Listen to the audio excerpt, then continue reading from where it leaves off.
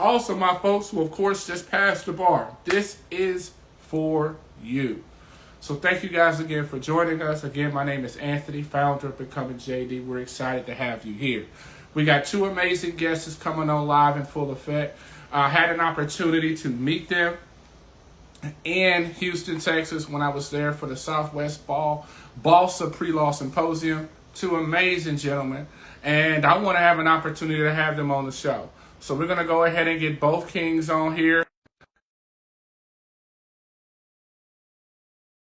Can we get it accept? Keeps popping up. Let's do it again. Let's try it like this. We got y'all on? All right, awesome. What's going on, kings? How we rolling? Going Rolling good, feeling good. Thank you guys so much for joining us for the show, man. I remember I met you guys down in H-Town. It was hot as Hades draws down there, Yeah. for real, Sure. man. Like your boy got a tan and everything. But nevertheless, I want to first give you guys the floor, let people know who you are, and of course, we're gonna go ahead and get our talk on. Most definitely. All right, I'll go first. Salahudeen Robinson, originally from Minneapolis, Minnesota, but moved down to Houston and planted my roots there. Graduated undergrad from Prairie View A&M University, and then matriculated straight through the UT, and now I'm going into my third and final year of law school at the University of Texas. Awesome, awesome. What else? What we got, King? on? My name is Akram and I'm from Houston, Texas. Went to undergrad at UT Arlington, and then went back to Houston, Texas. Worked for a couple of years. I was an oil and gas research analyst, and then came and started law school at the University of Texas. Going into my second year now. And also, we got to add to my man. He's also a well-documented foodie, yo. Like my man laid out where I should eat, where I shouldn't eat, and yo, my Yeah, man knows it for real, for real. But I'm really right. You excited already to be able to know. have you guys on, especially knowing that law school, UT law school starts when. Next Monday. Monday, yeah. And so we know that right now we got our 1Ls doing their orientation right now. It's all kind of cute. You know, they taking their pictures first day and everything else. Hmm. And it's Yeah, so crazy how quickly time goes by. yeah. Because I'm sure you guys also remember when you were in that same space. And it's so amazing. I saw this quote the other day, you guys, where it said, don't complain about where you are because there's somebody out there who would dream to be. Where you are is somebody else's dream, which is Hmm. 100%. kind of crazy to think, no matter where you are in your journey. And so I always 100%. like to be able to start off first with like, and we can just go one by one. When did you know that you wanted to be a lawyer? Because I mean, let's be honest, man. Being a lawyer is just a little something different, especially now in 2025. You can start it, Akram. Yeah, I'll kick us off. I knew I wanted to be a lawyer when I was 6 years old. I know that's crazy, right? I don't know why I wanted that. When I was six, I walked up to my parents and I said, I want to be president of the United States, but I want to be a lawyer first. I don't know that I want to be president no more, but the dream of being a lawyer definitely stuck with me. And I think as I grew up and experienced different things that shaped my journey, it kind of narrowed more into what my focus was in the career. And I think as I grew older, I really just realized that I wanted to be a lawyer because deep down, all I really want to do is help people. Mm. And that's how I identified that that was the way that I could help people. Like that was my purpose. Oh wow, that's beautiful. What about you, fam? For me, I decided at 12, middle school, seventh grade year.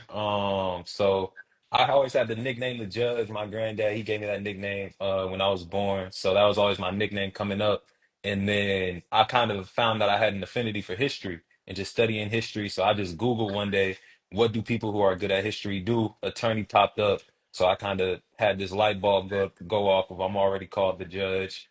And they said telling me if I got this talent for history, I should pursue attorney. So it just kind of worked out like that.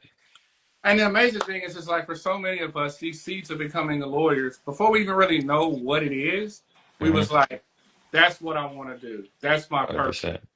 And I think the thing that's amazing about it is that's the same thing that continues to push us when things get hard. You Yeah, know, 100%. because I mean, I made a post a couple of weeks ago where I was just like, man, we got to be built different if we want to be lawyers. We got So, people, going on streaming services making millions. No shade, We got people doing their OnlyFans, collecting checks. And we're like, I'll take the LSAT book, please. Can you hand me that bar? Yeah, I think I'm going to go study right now. And so it's so amazing to hear it's because those seeds got planted early. So when we have the challenges, we're like, well, man, I got to finish. I got to 100%. go. I got to break through. And so one of the things I think is also amazing about this is being able to find out what our motivations are. Because I think oftentimes when we used to initially, when we were older, when we were younger, we used to think about this image of what a lawyer was.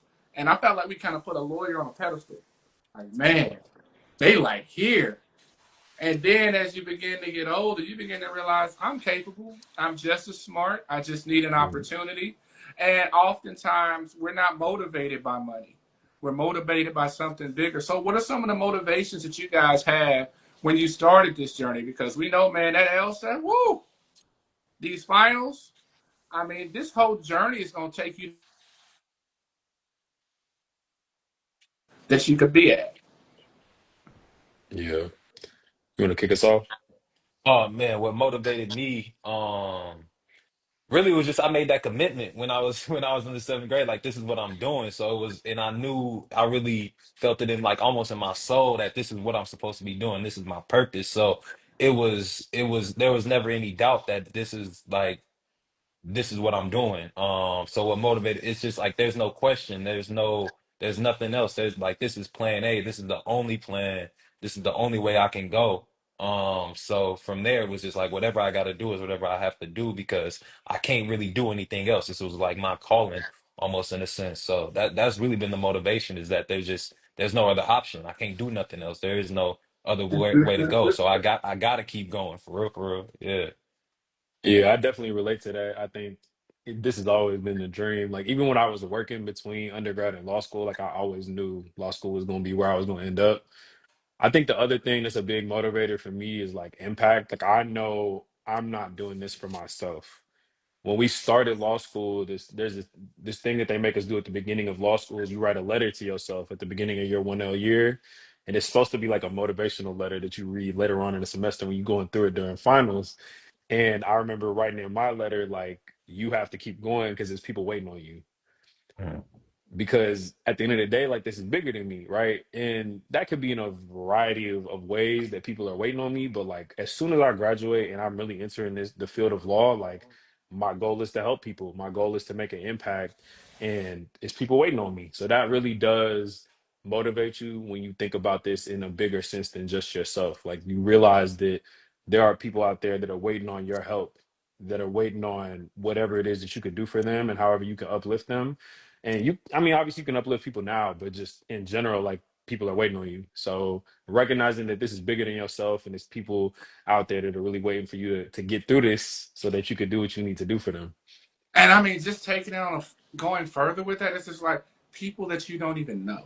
Hmm. mm, You got future clients that are relying on you to break through, relying on you to not give up on the LSAT, relying on you to step out your comfort zone and say, you know what, man, maybe I can go to this school instead. Relying on you to say, you know what, when the things go left with the bar, you're going to continue to push forward because you're there. You got future clients waiting on you in some capacity. And I think also what's so amazing, especially for you two gentlemen, is just think about your families, right? You have normalized being a lawyer in your family. Hmm. mhm. So that means that you now created pathways and normalized people to say, I have permission to dream. Look, cousin is doing it, uncle is doing it. So that way brother's doing it, so I could be able to do it too. So it's almost amazing because we normalize it by us continuing to push forward when things get hard. Now, let's keep it a buck, you guys. One of the things I love about both of you guys is you're able to speak from two unique, different perspectives. We got someone who went to a HBCU. I love my HBCUs. We got Sure. somebody that took some time and worked in the workforce for a bit. And I think oftentimes from that perspective, I want to ask a couple questions because, you know, fam, when you go to an HBCU life is a little bit different. It's Mhm. almost like family and community. You got folks, it's like aunties looking out for you. You got aunt who's literally all in your business with the nice nasty, but it's still helping you to be a better version of yourself. Most But definitely. then when you go to law school, when you go to law school at a PWI, Texas law school, one of the top law school in the country, tell me a little bit what that transition was like for you to go from everywhere I see me, to all of a sudden get that daily reminder that damn, it's not too many of us, and the setting is a little bit different. The school is a lot bigger because I Hmm. want people to be able to understand that you can still have a fulfilling experience even outside of an HBCU. 100%, 100%. It's uncomfortable at first when you first step, especially when you like. I was really involved in my HBCU. I really loved that HBCU experience, and I did everything that you could do at my HBCU. So I was entrenched in it, and I still got love for TV. But you go to this PWI, and all of a sudden it's people who are slave masters are hanging on the walls, and are kind of getting celebrated, but you kind of have that deeper understanding of history. I remember I had to call my mom one time because I was in the library and they had a picture like George Washington and his family, and they had his slaves standing in the background. And I'm just like, that's just not something you would ever see at a HBCU. And so you encounter these different kind of microaggressions. And that was the first time that I ever learned that term of microaggressions. There was a lot of things where I'm feeling uncomfortable. I'm feeling, but I can't call it what it is that I'm feeling, Right, but right. it's because it's a bunch of just little things, the way people talk, the way people say, the perspective that they give just isn't the perspective that I'm used to.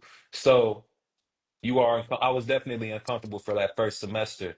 But what ultimately helped me break out of that shell is UT is fortunately very liberal. Surprisingly, being in Texas, it can Yeah, be a very liberal environment. So I think that really allowed me to my guard kind of I let my guard down that everybody doesn't look like me, everybody doesn't think like me, but they still are receptive to my perspective. And I still need to make sure to share my perspective and put myself out there and kind of get out of my own head of what this experience is and how these people think and what they may have going on. And they got the imposter syndrome. Once you kind of Hmm. break out of the imposter syndrome that I was feeling that first semester, it allowed it to be that fulfilling experience where I was able to engage in really in-depth dialogue where, hey, we sit on different sides of the political table, but let's meet in the middle. How can we discuss these issues in a thoughtful and intellectual way? Because that's ultimately what they're trying to accomplish. That's why they're looking for diverse applicants, is to share that perspective, to open you got to open your mind, but you're also opening up other people's minds as well. So right. that's kind of what my experience has been since being at UT, making that transition from an HBCU. And I love it, man. I remember going through a similar transition when I was going from Morehouse to Tulane, and I'm sitting here like, wow, this is different. Hmm. Hmm. But I had to remind myself that I'm here because they know that I have what it takes to be here. And I think 100%. oftentimes, literally, regardless of what school you come from, that voice of self doubt is something that oftentimes creeps in throughout your journey. Now, fam, with you, bro, entering into the workforce and then all of a sudden saying, you know what, I want to go to law school. I want to know for you, what was that comfort level was like? Because, I mean, you took some time off, and Hmm. got a couple bags, got a career going, and then just like, nah, fam, let me go ahead and grab that book bag and dust that off. What was Hmm. that process like for you? Because I think we got a lot of people out there who are trying to figure out, okay, when do I take that leap if I'm working and trying to go to law school? Yeah, it's definitely rough. I think when you're working, like you finish school, you're working, it's hard to decide when the right time is. Yeah. But I tell people, if you know that that's what you want, don't delay. Like if you know that that's what your purpose is, you know you want to go to law school, don't delay. It's definitely an adjustment, especially if you've been out of school for a while, because you got to get back into that like student Yeah. mentality of Yeah. studying and getting into a routine. I mean, that's what the LSAT is. Like you got to build a routine and study for a while and go take that test, right? So it's definitely hard to build that into your schedule when you're working full time. You probably got a billion other things going on in your life, but you really have to make time for what it is that you care about. I think beyond that, once you get to law school, I think there's a lot of perks that come with being somebody that came from the workforce. Like for me, I treat law school like a 9 to 5, Yeah. right? It allows me to be a little bit more structured, a little bit more disciplined. Like I know how to balance things because I'm coming from that kind of perspective. It's definitely an adjustment because again, I'm not a student no more. Now I'm coming in and I'm becoming a student again. So going to class and just like relearning things like how to take notes, how to study, how to recap, how to review, like how to contribute to conversations meaningfully in like a classroom discussion. It's definitely an adjustment that you have to make. And it does take time, but I think a big thing in law school is just being patient with yourself and figuring out what works for you, right? Everybody does it differently. There's no one right path, whether it's getting to law school, whether it's in law school. So just being patient and taking that time to like make the right decisions for yourself, I think is what has really helped me. Absolutely. And of course, we live in full effect with these two kings, you guys, Texas law students, doing it big, doing amazing things, and we're so happy to be able to have them here with us tonight. Now, one question I want to ask is because, we all from the South, right? We got our Southern roots. And oftentimes, although we love our food, we love our music, we oftentimes, of course, also have stereotypes that are associated with the South, right? And so I have a lot of students from the West Coast, from up north, and they like, man, I ain't trying to go down there to country. I ain't trying to be lynched. I ain't trying to do all these things. Of course, those are things that happened years ago, right? But those are also legitimate concerns that, of course, they may have. When you guys are going through the process of trying to find law school fits, what was it about? What were the things you were looking for? Because I think a lot of people out there, they go, my HBCUs, then they say my state schools, and that's it. But there are Mhm. 197 law schools out there. And I Mhm. think people don't know what they need to look for in a good law school. So put us on game. Yeah, I could kick us off on this one. I think for me, it's a lot of things that you're looking at, right? Cost is a big thing, right? So you're looking at cost, you're looking at, availability of scholarships and financial aid, what that looks like, right? You're looking at employment outcomes. If you are going into law school and you know that there's a certain type of thing that you're trying to do, you need to be looking at law schools where they have a high employment outcome for, and all of this is public information. You can go look up for any law school, what percentage of people are going into what different types of fields. So you looking at employment outcomes, looking at bar passage rates. You don't want to go to a law school with a very low bar passage rate because that's telling you that something ain't right there, right? So you want to go to these schools that are preparing you to go be a practicing attorney. Um, Location, right? If you know that you want to practice in a certain area, ideally you want to go to a law school in that area. Now, honestly, that's not like a end all be all. You can go to law school in one place and practice in another place, which is similar to what I'm doing, but location is another thing to kind of consider and look at. Faculty, you know what I'm saying? If you want a certain type of academic experience, go look at the faculty at that law school, see the types of things that they've done, because faculty end up being your mentors when you get to law school, right? So you want to find a school with faculty that have done things that you're interested in doing, because then they can put you on, and that opens doors for you. But those are all like the main things that I was looking at when I was looking at law schools. And I think another thing too, like I recognize that the legal field is a white dominated space. And Right. I recognize that we make up 5% of lawyers. So for me, when I was applying to law schools, I never even thought for a second about how many black people am I going to see at this law school? Because to me, I just kind of assumed it was going to be none Accepted, right? anyway, right? So I think that's something that you have to get comfortable with. Like, you are going to enter a legal profession that you're always going to be like the super minority in, right? So you got to learn how to be in those uncomfortable spaces early, right? Now, if you go to HBCU for law school, great, gives you a great platform, gives you a great foundation. You get to build that community again, just like you might have done in undergrad. But if you don't and you go to a PWI, you just have to get used to that uncomfortable space. But I think the sooner you get comfortable with that uncomfortability, the sooner you'll be able to be successful in these spaces that aren't always welcoming of you. But yeah, those are just some of the things that I was looking for, particularly when I was kind of comparing law schools and deciding where to apply. But I always tell people cast a wide net. You never know where you'll get in. That part.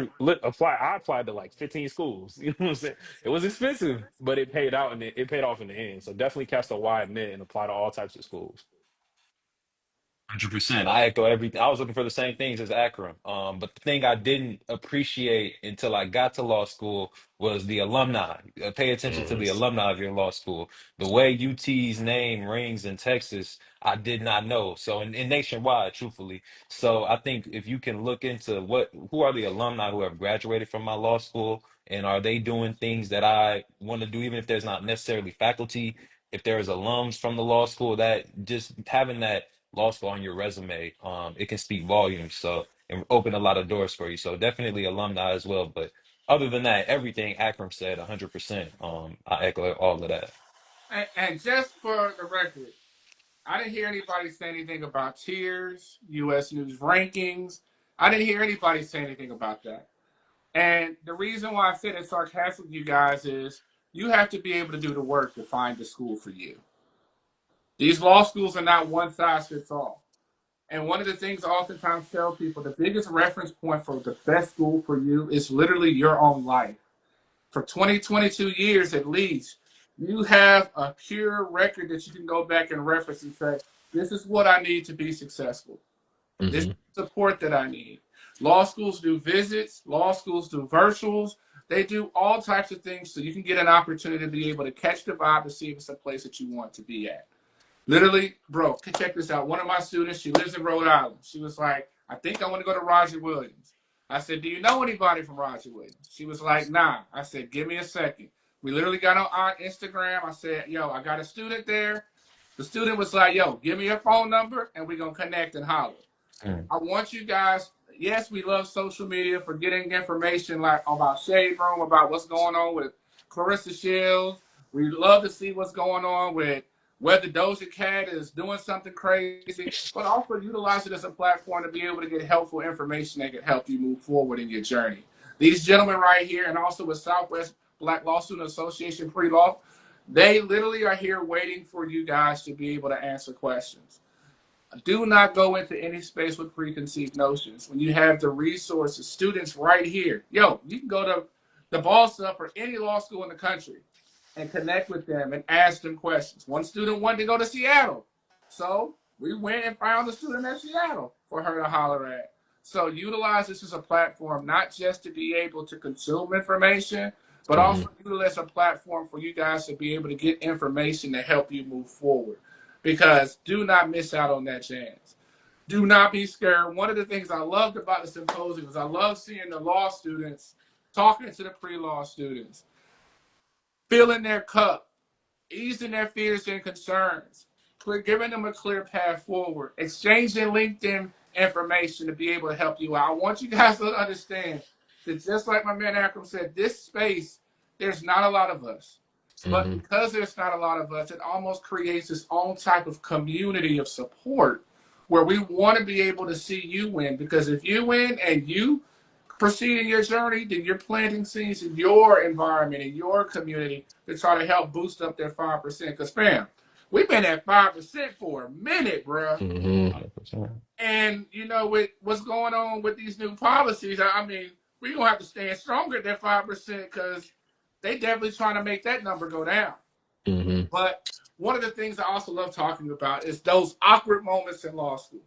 Those awkward moments where did they really just say the N word in Conlo? Like for real, for real? And dude said it with his chest. Like, okay. But nevertheless, I want you, Akron, first to lead off by telling us where was that moment in law school when you realized, like, damn, I got to change some shit up. Otherwise, it's going to be a struggle. What was that moment like Hmm. for you where you was like, oh, I got to level up? What happened? Tell us that story. I think, especially going through my first year, and it kind of relates to that imposter syndrome we were talking about. When you get to law school, you're gonna be around some of the smartest people you've ever been around, right? And you come into these rooms and they're having discussions, and like professors are asking questions and people are responding, and it's like sometimes you feel like you can't keep up, Yeah. and it's hard, right? Like you start to doubt, like, am I really supposed to be here? And I think that was when that happened to me, kind of like the first, second week of law school. That was one of the moments that for me it was like, okay, I really got to shift my mentality because the same way that all these people got into this law school is the same way I got into this law school, That right? part. We all made it to the same spot, and I just have to be comfortable not always being the smartest person in the room. And that's okay. Yeah. You know what I'm saying? Like you just have to be, but I think you really have to change your perspective and recognize that that's an opportunity to learn, right? If you've identified that you're in a space with people that have knowledge that you don't have, go get that knowledge. You know what I'm saying? Have those conversations with those people, form study groups, like do whatever you have to do to learn, right? So don't take it as, oh, these people seem smarter than I am. I shouldn't be here. Take it as, okay, these people seem smarter than I am in this specific subject. Let me go talk to them. Let me figure out what they know. You know what I'm saying? Maybe I know something that they don't. Maybe we can help each other out. I think another thing a lot of us don't realize is that law school is hard and you are not going to make it through by yourself. Say that You're again. not. Law school is hard and you're not going to make it through by yourself. You're not. I mean, it really does take a village. And I think the sooner that you can identify people around you that are willing to help you and you're willing to help and y'all could like really cross that finish line together, the better. Like that'll help, that'll make things so much easier for you throughout law school. But you have to take that time to get to know people. I always tell people, for me, obviously this is school and academics comes number one, but a very, very close second is the connections you make, because all these people that you're meeting in law school are your future colleagues. Like you really never know where they'll end up and where you'll end up. So take that time to make those connections and talk to people and form relationships, because you never know when they could come through for you or you could come through for them. And I think that's the reason why that's so tough for so many people, bro. Is let's think about it. For the most of your life, you ain't never asked for help. Mm-mm. I got it, fam. High school, everybody blazed through high school. Everybody developed a whole bunch of horrible study habits in college.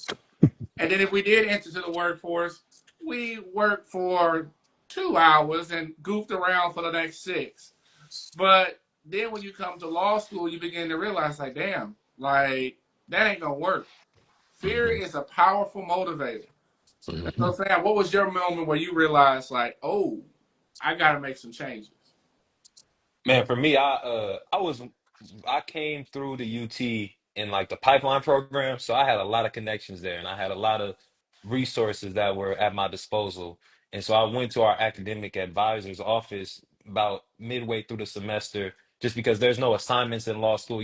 Have no real way of knowing where you're at in terms of being prepared for the exam. And so when I went to my academic advisor and told her where I was at in terms of outline prep and practice exam taking, she just told me straight up, like, yeah, you got to do better. And it was kind of a, I'm feeling myself. I'm like, I'm at UT. I'm like, man, I done got a good scholarship. I think I'm the truth for real. And then she's like, yeah, nah, buddy, you might have been the truth back then. You ain't the truth now. So, yeah, she really had to kind of give me a little bit of humble pie. And so that was my first moment of like, okay, I gotta step it up. I gotta really lock in. This is a different space where people are they're trying to everybody's trying to be the best. When you're Yeah. in undergrad, not some people just trying to make it through. They trying to go to the part. They trying to figure out where the next move is. That ain't this space. Everybody here is really trying to get the most out of this experience that they can, and that Mm-hmm. yeah, that all that you kind of got to rise to the level of your competition, and especially with that curve, you realize, okay, it is a competition. Let me Mm-hmm.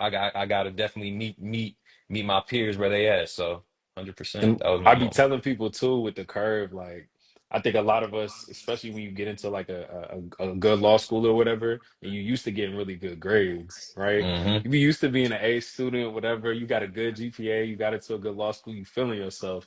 You're Hmm. good. You get these grades in law school, and you get grades that you've never seen before in your life, right? Sure. And you're like, dang, am I really not as smart as I thought I was? But I think you also just have to recognize like this is different. The way that the curve works is different. The type of academic program that you're in is different. Like, and I think you also just have to recognize, I think in law school more than anything, like grades are not everything. They Yeah. really not, right?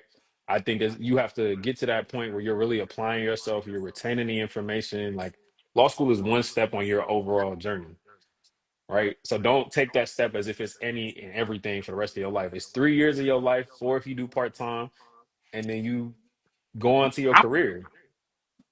And one of the questions I want to ask is everybody heard about the curve, right? But people don't really know what a curve is. So can you educate? Because I think like oftentimes people are afraid of it, Hmm. and I ain't gonna lie, they're justified in being afraid of it. Yeah. Because I think the curve is there to make sure that you don't never ever feel comfortable. But you guys can kind of explain and break it down to these folks so they can know what the curve is and understand that it's just a tool to help really elevate you, not really to make you fail.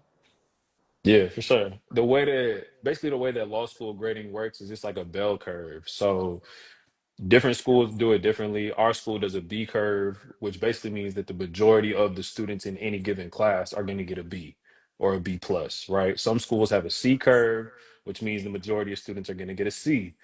But what that means is once you come away from that grade, so in either direction, if you're going from away from a B towards a C or a D, it's less and less students getting that grade. Same way if you go the other direction towards A's. So the way that it works is to balance out that curve, the more A's that a professor gives out, the more C's and D's they have to give to balance out the overall curve, right? So obviously, I would prefer to be in a class where the professor just give out a bunch of B's, everybody in the same boat. A couple of A's and you good. But I think it's important to not be scared of the curve because I think at the end of the day, like law school is competitive. You are competing against your peers to get whatever grade that you get, but how you do in a class is not indicative of like how good of a law student you are because it's all based on this one test. You take one exam and that's your grade for the whole semester, right? Anything could go wrong on that test day. You don't always have control over everything. So I think it's important to not be scared of that curve and just recognize that it's just a different grading system. And because of that, you might get grades that you're not used to getting before. And you just got to be okay with that. I mean, I never ever thought that I would go to school and ever be like, man, I'm just happy I passed. But there is situations with certain classes where you are just happy that you passed. But I Mhm. think one of the things that helped change a lot of things for me is oftentimes trying to figure out what does an A look like. And fam, tell me about that experience when you went to the professor's office and they gave you the model answer and you sitting there like, bruh, all right, I was nowhere near that. They pulled out, you answered 3 pages. You thought 3 strong pages for that answer. That model answer freaking 20 pages long. What was that experience like for you, fam? For me, it was just, I mean, I did it with my study group. That's how it happened for me. So I'm with the study group and we all take a practice exam together. And so we all like, oh, we got the same things. We thinking we got the answer. Like we should be on point with the answer. We got about 5 pages and then we look at that model answer and it's 10 and we're like, oh my goodness. Like it's a mind-blowing experience. You're kind of eyes wide open. Like, okay, another one of those moments where you recognize it's different and the you just yeah that was the moment for me and you just kind of learn from there, but that was yeah I'm with the study group and we take a practice exam and that model answer did not it included a lot more than we included in our answers, so we just had to kind of go back to the drawing board and review it, get into the weeds, understand what material we missed, break it down, um and yeah just keep moving forward. And so we got a question in the chat. Mr. Ambition Chaser said, when picking a law school, should you find a law school with a better law school curve? What do y'all think of that? Um, I think that's one thing to evaluate when you're kind of trying to decide. It just kind of depends, right? So when you're out there looking for jobs, like you're in law school now, you're looking for jobs, they're gonna look at your law school GPA, but they're also gonna look at the law school that you're at, right? So they're gonna balance those two things out. If they know the school that you're at is at a C curve, then their quote unquote grade cutoff for what they're looking for from that school might be different. Versus if they know that the school that you're at has a B curve, they're gonna have a different cutoff. So I wouldn't say make that the biggest factor when you're trying to decide between law schools. Because I know plenty of people that go to law schools that are good with lower curves, right? And plenty of law schools that are good with higher curves. So definitely weigh that as a factor, but I wouldn't say make that the biggest thing that you base your decision off of. And I think also, like, really, I think it's something that you should factor in when you're trying to make a decision about school. I think the biggest mistake you can make is to go to a law school and commit to a law school because they gave you money and you don't know anything about What is their bar loan situation like? Hmm. What's their situation in regards to their curve? What is Hmm. their retention rate like? And so oftentimes, we can find ourselves getting, consumed by the bells and whistles. Oh, they gave me a full scholarship. Or, hey, this is in this is in LA by location. But you need to be able to know that. And it's amazing how you can be able to see how law schools all have different curves. I know Hmm. some schools actually, I think what Yale has a pass fail. Yeah, I don't. Stanford has no grades, they ain't got but no grades. you got to figure. You want to know that stuff before you commit to a school. And so we got another question in here. Somebody said, "I was my girl Bree." She said, "Is there anything that you did to prepare for law school?" I think a lot of people are nervous about how to prepare. I don't think you can prepare, but what y'all think? I ain't got nothing for yeah, Akram, you might have some, I don't know. Yeah. um, I mean, part of her question, she was saying, did you start reading a lot more? No, absolutely not. Yeah. Um, I don't really think there's anything that you could really do to prepare for law school because law school is definitely one of those things that like you figure it out once you get into it, right? I think a lot of times because it's this big thing, we be trying to figure out like, okay, oh, do I need to read more? Do I need to read these law school prep books that people are putting out? Do I need to try to learn some of the course material before I get to law school? Um, no, like there's really nothing you can do to prepare for law school. I tell a lot of people, once you get into law school, that summer before law school, don't do nothing. Rest, That's what I was about relax, to say. go on a Take your ass to sleep. trip. Look, go on a trip, relax, just shit. When my summer before law school, I traveled. I went to a bunch of different places because I was like, once I get into law school, I ain't gonna have the time or the money for this. So I took that time to like enjoy life, rest, recharge, relax, so that when I started law school, I could hit the ground running because I'm refreshed, right? But there's nothing really that you can do to prepare because it's one of those experiences that you have to learn as you're in there, right? We really don't know what it's like until you get into it. I can sit here and tell you a billion things about my experience, but you will not know what your experience is going to be like until you do it. Sure. And I just think about like I just use you guys as a poll. I mean, do you guys remember those days when you used to go to sleep and wake up at 1 or 2 o'clock in the afternoon? Seems like freaking yesterday. Yeah. You those Yeah. 8 hours of sleep, bro. After finals, that wasn't sleep. That was just comatose. Yeah. 100%. Yeah. And so resting and recharging is definitely something. And we say this not to scare you, but like even like for example, if you were to go get outlines for somebody else and try to get a head start on reading books or course materials, all that's really going to do is overwhelm you because literally the whole process of law school is you have to learn as you grow. I think really that's what the whole process is. You have to be able to learn how to build that stamina. You have to learn to be able to say, be operating purely by fear. Fam, I remember when I was in law school way back in forever, y'all, I was so scared to sleep I would sit in my car and I would keep the windows up because it was hot. So that way I could keep studying.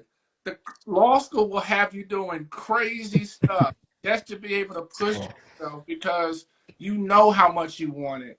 And you Mhm. know the excuses just ain't gonna ride. Boy, when you walk by the library, you see people study, you be like, damn, let me go study. Mhm.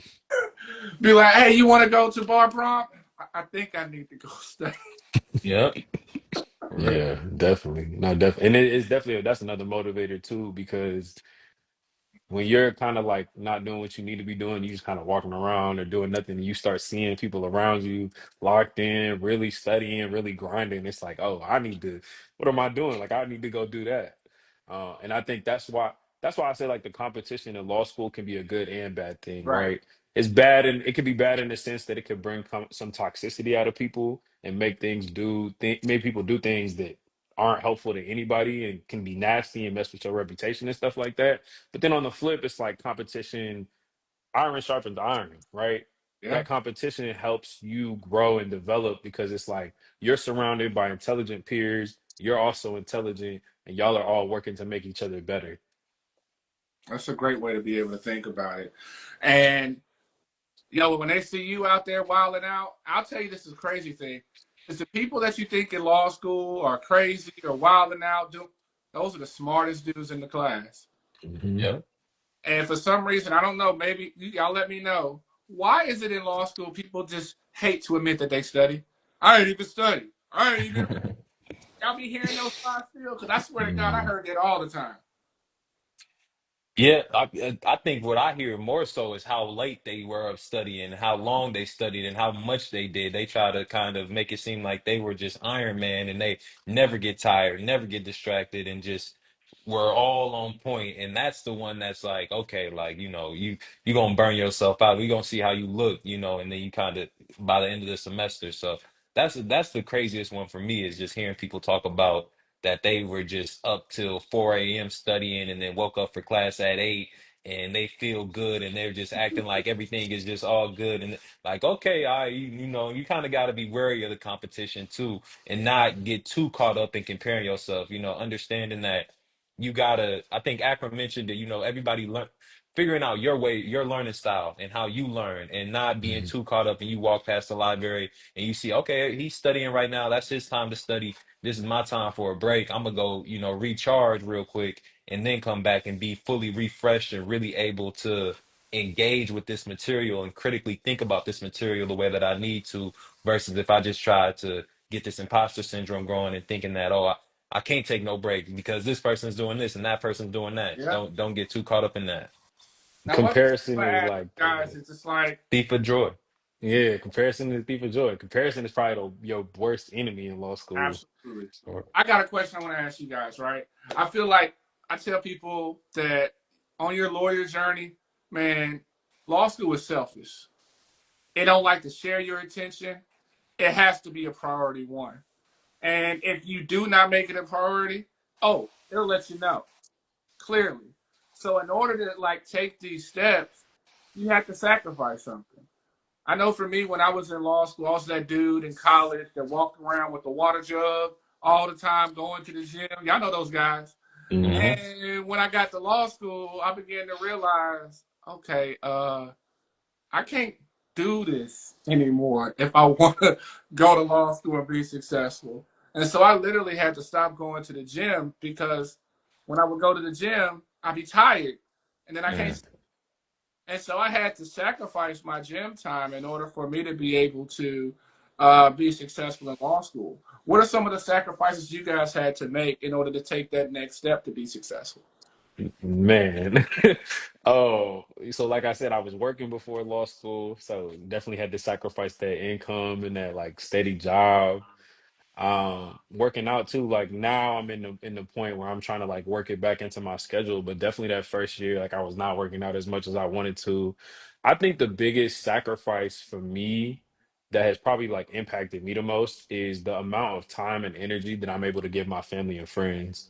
Like I've Hmm. always been somebody that prided myself on being dependable and being there for the people that I care about, but law school has taken up so much of my time and energy where it's like I don't have that time anymore. Like I can't always be there for the moments that I want to be there. I can't always be there for the people that I want to be there for. And I think it's an adjustment for you and the people in your life. Like they're recognizing that, I'm trying to do something to better myself. So they're not holding it against me. And I also have to recognize like this is temporary, right? I got to get through this because once I graduate and we out there, yeah, I'm making it rain for everybody. We gonna You know have a what I'm great saying? time, but I got to get there first, right? Yeah, So just recognizing like, yeah, you're gonna have to make sacrifices. I don't get to hang out with my friends as much anymore. I don't get to talk to my family as much anymore. I don't get to go home as much anymore. Um, and that's just the reality of it. But I think it also makes you more appreciative when you do get those moments, that part. and it makes you more intentional to like, okay, like I have to make time to call my mom and check on her and make sure she's good. I got to make time to go home when I can. And when I do that, I'm really intentional about spending quality time with those people and being there for them when I can. So it just means a lot more to you. Awesome. Awesome. What about you, King? For me, I think I had to sacrifice like leisure time in a sense. So what I mean is that I couldn't sacrifice going to the gym. I can't sacrifice not talking to my people. Those are things that I got to do. I got to talk to my friends. I got to talk to my family. I got to make it to the gym. And so I had to sacrifice like being like coasting through it. I had to be very like learn how to really be intentional with my time and really have a cutoff and discipline. So I think it's just like really I don't know if I sacrificed anything as much as for me the journey has more so been going deeper internally about like just my self-discipline, that self-work to be able to fit everything in, to be able to have, okay, I'm studying, I'm taking care of my people and my relationships, and I'm there for that, and I'm doing the gym, and just being able to kind of refine all of that so that it can all fit into this puzzle that is my life, because those things are such priorities to me that if I didn't do them, I would burn out. I wouldn't be able to make it. I would, yeah, I probably wouldn't be able to sit in front of y'all right now if I ain't go to the gym and do everything that I needed to do. So, yeah, I got to talk to Mama Dukes, at least every other day. So, yeah, For real. that's it for me, for real, I hope for what you real, guys get from this is just like the value of like this journey is going to change you, but 100%. changes are something. Honestly, let's be honest. Some of those changes are things that we need to. I always say all the time. Our phones update all the time, but oftentimes we don't update until things go left. Hmm. And by being proactive and accepting that, okay, I'm going to have to change the way I learn. I'm going to have to act crazy to think to say this, but when I go to law school, I'm going to have to learn how to write. Yeah, I was on the journal and that. When I go to law school, I'm going to have to learn how to read. What? I've read all these books. No, I have to be able to understand I'm rebuilding myself from scratch. And the thing is, of course, you make those sacrifices your first year of law school before that light bulb goes off. And you're like, oh, I got it. But Hmm. you can't get it until you go through that process. And that process is something that also I think is very rewarding. Think about like it builds a confidence and a clarity for you to be able to take those next steps. Like think about like for example, you guys, how clearer was it for you when you went into when you survived 1L year, going into your second year? You were like, all right, I know what I need to do. Yeah. Yeah, I Well, think for me, I was gonna say like for me right now, we have orientation for the new one else coming in, right? And I'm helping out with orientation this week. And I'm really thinking back, like a year ago, this was me. And I'm seeing them like freaking out, panicking. Oh, I need to get my textbook. Oh, I need to figure out how to do this. Where do I go for this? What do I do about recruitment and employer? They asking all these questions, and it's just like they're so nervous and excited and they don't know what they're getting into. And I'm like thinking back a year, like, dang, that was me. And now I'm looking at myself now, I'm like, I'm just here, I'm chilling. Like, I know what I'm doing. I've been through, you know what I'm saying? I went through it. I don't have all the answers, but I'm definitely now in that space where it's like, I'm not really worried no more because I've been through what people call the worst of it, because they say one is the worst. But I've been through that, and now I know what I'm doing. Like I know I'm on the right path. I know where I'm going. I know what I need to do to succeed. And I just got to keep going. I got two more laps. Let's do it. Like let's get through it. I know that's the crazy part. Like after you finish your first year, you're like, hold on, I just got 4 more semesters and it's a wrap. Yeah, like Crazy. And my man here, you got what? 2 more semesters and yes, it's yeah. done. sir. Yes, sir. Yes, sir. And we retiring the book bag again. 100%. For real. For real. For the first time for me, because I ain't never, I went straight through, so I ain't never put the book bag down. So, man, yeah. And so we got some two questions I want to make sure it's highlighted, and of course I want to give a closeout. Somebody wanted to ask a question. Let's take it back. Let's take it back a couple of years. When it comes to your LSAT prep, I know we got games no longer in the paint, right? No longer in the game. How did you guys go about preparing for the LSAT? Because the LSAT is that monster. I think that's the first time for everybody where we had to say, "Oh shit, I got to do something different to get a better score." Mm-hmm. Yeah. Mm-hmm. Practice exams. I mean, that's the realest thing I can tell you. And taking them like they are the real exam, like in the real test settings, with the real time pressure on you, and reviewing them. So really, like it's like application, review, application again, and really learn it. Like just those practice exams. That was the biggest thing for me in my LSAT practice, where I really started to see an increase in my score was doing those practice exams under real time pressure and being prepped for that exam day. Yeah, I would say accuracy before speed. I think a lot of times, like you put yourself in those time conditions and you're like, oh, I'm trying to get through all these questions. But the way the LSAT is structured is you get points based off the questions you're answering right. So it makes way more sense to work on it, take practice tests, review your sections, see what types of questions you're getting right and wrong and how to correct that and fix your accuracy before you try to build that speed. Um, so yeah, practice tests, reviewing, figuring out question types. The LSAT is not a content test. Like they're not testing you on a material that you learned. They're testing you on certain skills, logical reasoning, reading comprehension. So you have to identify the different types of questions that they're asking on the LSAT and how to answer those questions. So when you're studying, you're not studying to retain material, you're studying to build strategies. It's a muscle that you're trying to flex, right? So same way you go to the gym and train certain muscles, the same way you're doing with the LSAT. You got to figure out what the question types are, how to answer those question types, what the pitfalls are, like what things usually trip you up and how to look out for those things. So it's really just repetition. Repetition is key. Figure out what schedule works for you. You know, if you're working full time and you can only take practice tests on the weekend, that's cool. Let that be your time to study. If you're still in school and you have time during the week where you can kind of build it into your schedule, do that, whatever works for you. But you gotta, repetition is key. Like you have to stay consistent with it. And for you guys out there, I don't think I heard them say a prep service or a coach. What they said here, y'all, and this the part, because let's keep it a buck, man. When we was doing the LSATs, the hardest thing to do was to do practice tests. Other time conditions. Y'all, I know it's hard. I know it's hard. I think it's hard because we are afraid to find out where we are. Hmm. Get that bad Hmm. when I got that strong 139 the first time I took it. But the Hmm. only way the number going to increase is by you being able to identify what went wrong and practicing under time conditions. You can get old tests at law libraries. You can get old tests online. And if you, of course, Hmm. spend some coins, you can go through the law hub, get your old tests too. And just continue to practice, practice. Practice will raise your score. And the thing about it, I tell people on this lawyer journey, I tell people everybody that wants to be a lawyer, we've been blessed with the gift of gab, right? Hmm. We have the ability to be able to convince anyone and everyone. But the thing is, when it comes to law school, when it comes to the bar, when it comes to finals, you either know it or you don't. Sure. And those results are going to show. I don't know. I done had a whole lot of prayers thinking that I was going to hit a Hail Mary or a home run in the bottom of the ninth. Hmm. Nah, bruh. Nah, sis. It ain't going to happen. You have 100%. to be able to do the process. And I think we had another question. I'm gonna get to you too, Bree. Somebody wanted to ask, and I really want you guys to talk about this too. Is they talked about they asked about did you guys do any programs during leading up to law school? I did them all.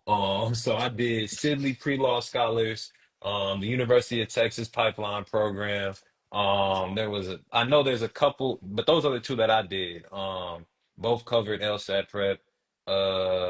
There's pipeline programs at other schools as well, but those are the two. And then there's an SEO program, SEO sponsors for opportunity or season every opportunity, one of those titles. Scholars, SEO scholars. Between those and that program I did right before the summer before law school. So those three programs. I feel like there's another one that I'm missing. I can't think about right now, but those are the three that I did personally. Quick question: how much were those programs? Free. Yeah, they pay. What worked out crazy for me that really had me feeling good going into law school is Sidley pre-law scholars essentially paid me to apply to law school because they had paid for my law school applications and then they gave me an additional scholarship just, off rip of like getting into law school. So you essentially got paid to apply. They paid for my LSAT prep, paid for my law school applications, flew me out to Chicago, got to stay at a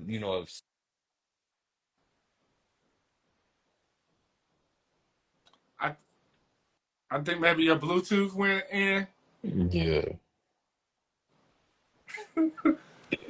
Technology, man, it worked when it wants to. I didn't do no programs. Yeah, I didn't do anything before law school. Just went straight to law school.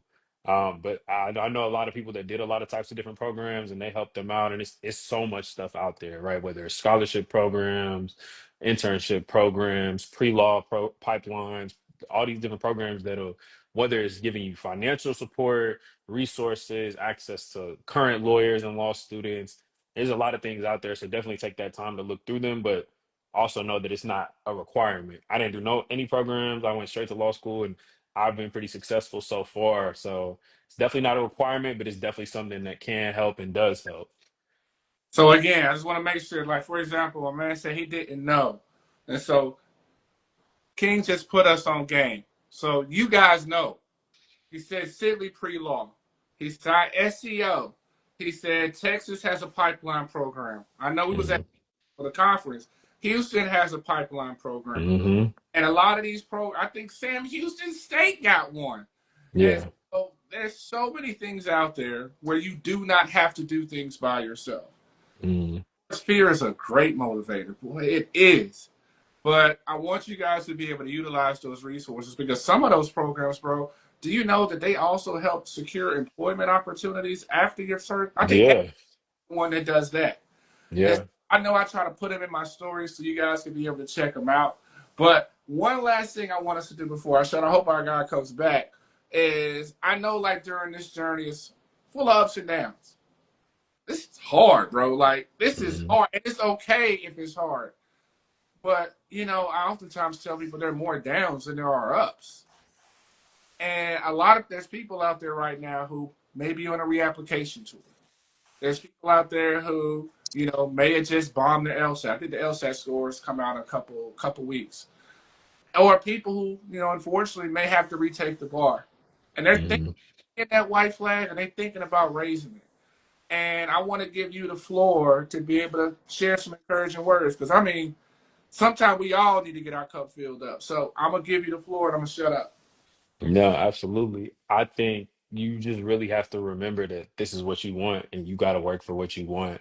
I think a lot of times there are so many roadblocks to the things that we want to do, and that's normal. Like life is not easy.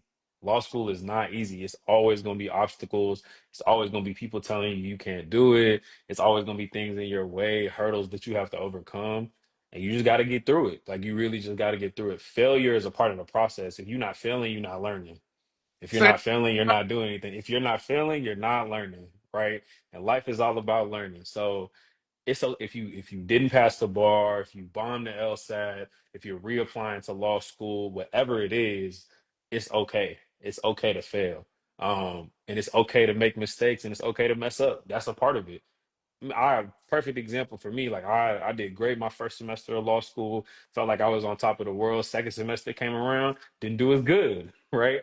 And all that did for me is remind me of where I'm at and what I need to be doing. So take that as an opportunity to grow. Take it as an opportunity to learn and go do it. And you have everything you need to do what you want to do. Just go make it happen. I love it. I love it. And you guys out there, make sure you stay locked in. You are not on this journey alone. I met these kings at the Southwest Black Law Student Association. They were helping so many pre-law students out. And I know we got Southwest Boston also on here as well. Please reach out to these law students. Please reach out these organizations. They throw symposiums all over the country. They got one in Nevada, in Las Vegas. They got one in Atlanta. They got one all over the place, all designed to help you. We want you guys to win and you do not have to do it by yourself. So please reach out to these two kings. Of course, I have them tagged in this as well because you do not have to do this on your own. We're praying for Mhm. you, we're rooting for you. We want you to win. Yeah. We want you to win, you guys. You do not have to do this alone. Of course, there were times when we felt alone. And that's why Hmm. we have this platform and this community. So we got two new kings that are here for you guys, that are here to answer questions. There's no such thing as stupid questions. Hmm. Get the questions answered because we want to make sure wherever you are in your journey that you're prepared. Because we want you to win. Yeah, there's a curve. But guess what? So many people have overcome the curve. And so can you. Ask for help. We're here to help you. Again, fam, I want to thank you for coming on to the show. You guys Absolutely. continue to fight for your lawyer dreams. We're praying for you again. We're rooting for you. And we'll see you next Wednesday, same time with another amazing guest. Peace and blessings. Peace and blessings.